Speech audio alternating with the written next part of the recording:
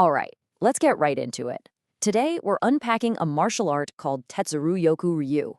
And look, this isn't about learning 1,000 different moves.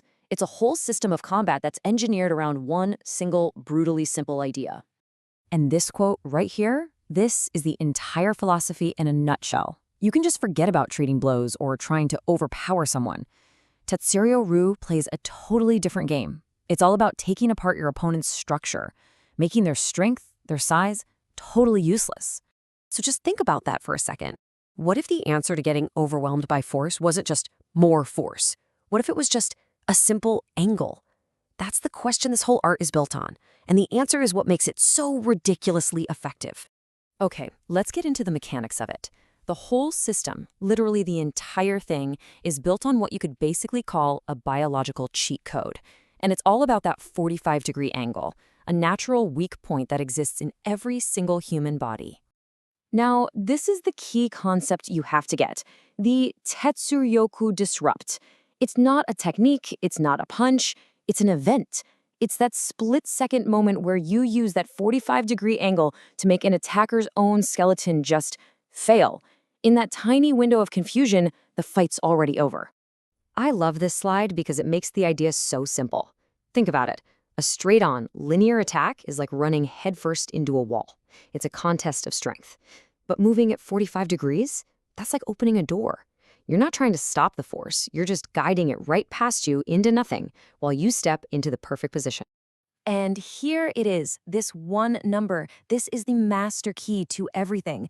It's not some kind of martial arts magic, it's a law of biology. When you apply force to a human body at this specific angle, the structure has to collapse.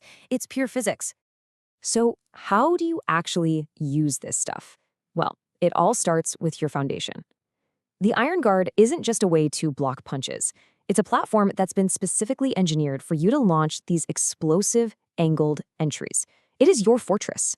And you can see how every single detail here has a purpose. That 60% of your weight on the front foot, that's what primes you for that explosive forward entry. It's called an arimi. The High Guard, borrowed from Kyokushin, gives you a shield and a weapon ready to fire.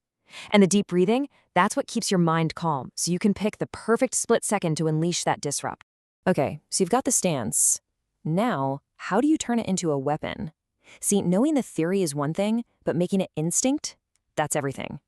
This is where you use simple, repetitive drills to basically burn that 45-degree concept right into your DNA. Training starts from the ground up, with your feet.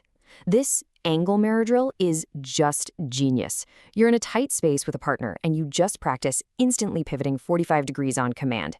What this does is it trains your body to automatically get off the line of attack. So when some brawler throws a wild haymaker, you're not even there to get hit.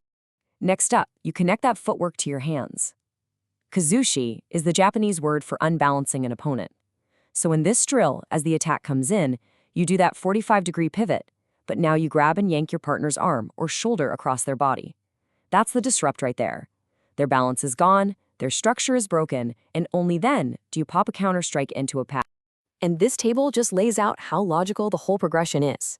You start with footwork, you add the balance break, and then after just a few weeks of doing this consistently, you're already chaining these ideas together in sparring. It's a super efficient path from the basics to being able to actually use this stuff. All right, so now we get to the payoff. How do all these clean little drills actually hold up when things get messy and unpredictable? This is where the whole reality-based focus of Tetsuryoku-Ryu really comes into play. And this idea is absolutely critical to understanding the art. You know, in a ring, with a ref, the ground game is like a chess match. But out on the street, on concrete, with maybe other people around, the ground is a grave. This whole system is designed to keep you on your feet, period. This chart is a perfect summary. Someone throws a wild punch, you use arimi. That's the 45-degree forward step you drilled to get inside the punch and use their own momentum to slam them into a wall. Someone lunges for a takedown, you use tenken, a rotational pivot, to just guide them right past you. See? You're never meeting force with force. You're just redirecting it. So this all leads to the obvious question, right? If this stuff is so good at shutting down common attacks, why isn't every MMA fighter using it? And the answer gets to the very core of what this art is and what it isn't. Let's just put it out there, because it's the first thing any skeptic is going to ask. If this is some kind of cheat code, then why aren't champions using it to win millions of dollars in prize money? And there's your answer. It's blunt, it's provocative, and it couldn't be clearer. This system was built for a completely different world, one that doesn't have rules or referees or weight classes. The goal isn't to score points. It's to end a violent threat with terrifying efficiency. And that's really the bottom line. MMA is a sport. It's entertainment. Tetsuryoku-Ryu is a survival tool. Its one and only purpose is to make sure that you're the one who gets to walk away and go home. We'll end on the styles motto because it just perfectly wraps up everything we've talked about. It's a pretty powerful idea to leave you with. That in the middle of total chaos, the safest path isn't a wall you have to smash through, but an open door you just need to know how to find.